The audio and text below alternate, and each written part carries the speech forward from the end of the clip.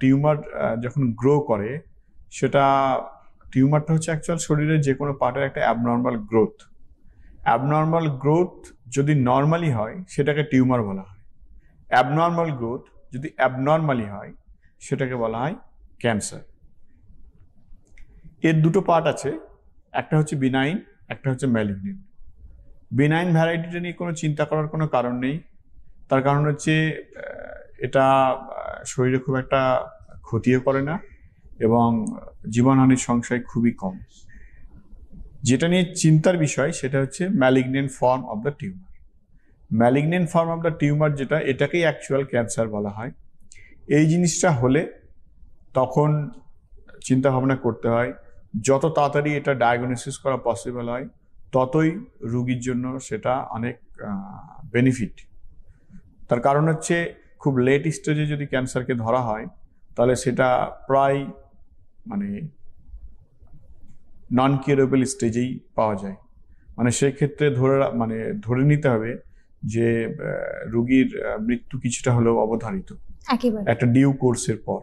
একেবারেই তাই স্যার। এই প্রসঙ্গে দিয়েই আরেকটি বিষয়ে আসবো। অনেকেই হয়তো অনেক ধরনের ক্যান্সার সম্পর্কে সচেতন নন, বিশেষ করে যাদের ক্ষেত্রে যারা বেশিরভাগ দেখেছেন তারা সেইটার সঙ্গে বেশি রিলেট করতে পারেন। কিন্তু ক্যান্সারের তো অনেক টাইপস রয়েছে, সেই টাইপগুলো নিয়ে যদি আমরা একটু আলোচনা করতে পারি এবং সেইগুলো বিভিন্ন এজ গ্রুপ বা অন্যান্য ফ্যাক্টরসের উপর নির্ভর করে কতটা আলাদা।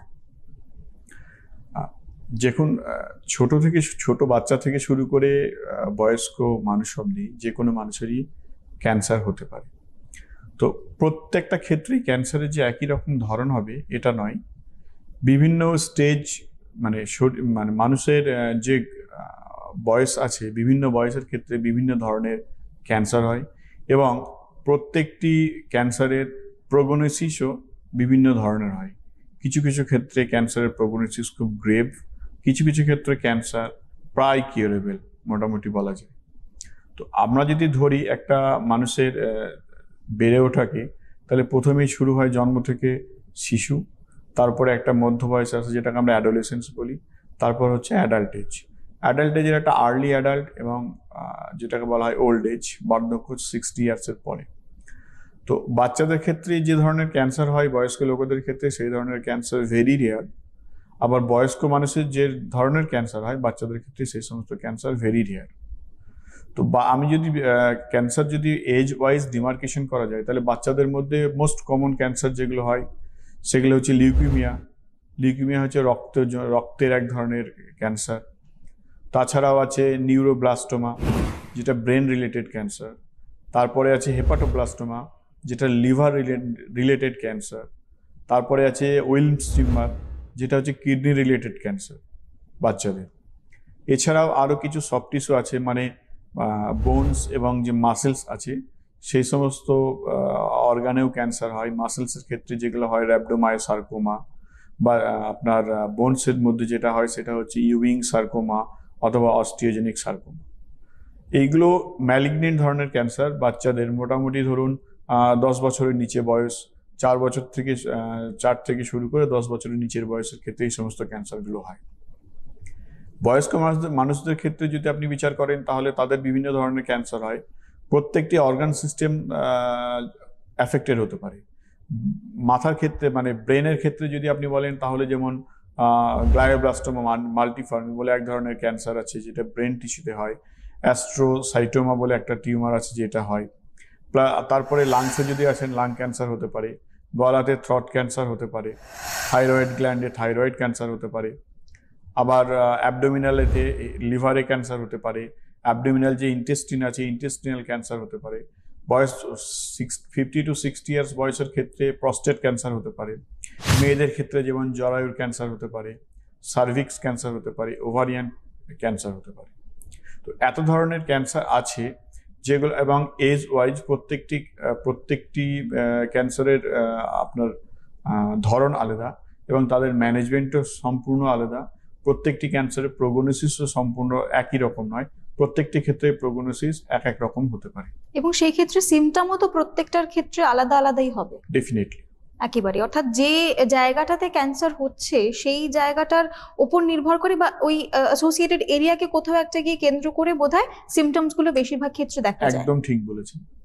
ব্রেনের ক্ষেত্রে যেমন নিউরোলজিক্যাল সিমটমস হতে পারে, কোনো মানুষ কোনো বাচ্চার বা কোনো বয়স্ক লোকের যদি ব্রেন ক্যান্সার হয়, একটা মানুষ হঠাৎ ভালো ছিল, ধরুন তার কোনো অসুখের কোনো সিমটমস নেই, কোনো সাইন্স নেই, হঠাৎ করে কোনো মানুষ স্লাইডিং অফ স্পিচ নিয়ে প্রেজেন্ট করতে পারে, তারপরে আপনার হঠাৎ মানে সিভিয়ার হেডেক নিয়ে প্রেজেন্ট করতে পারে, বা একটা ন্যাগিং হেডেক সবসময় থাকছে, একটা ডিসওরিয়েন্টেশন থাকছে, এরকম যদি একটা সিমটমস নিয়ে প্রেজেন্ট করে, অথবা কোনো শরীরের কোনো অংশে এক ধরনের খিঁচুনি হচ্ছে, এরকম জিনিস থাকলে আমাদেরকে ব্রেনের টিউমারের কথা ভাবতে হবে।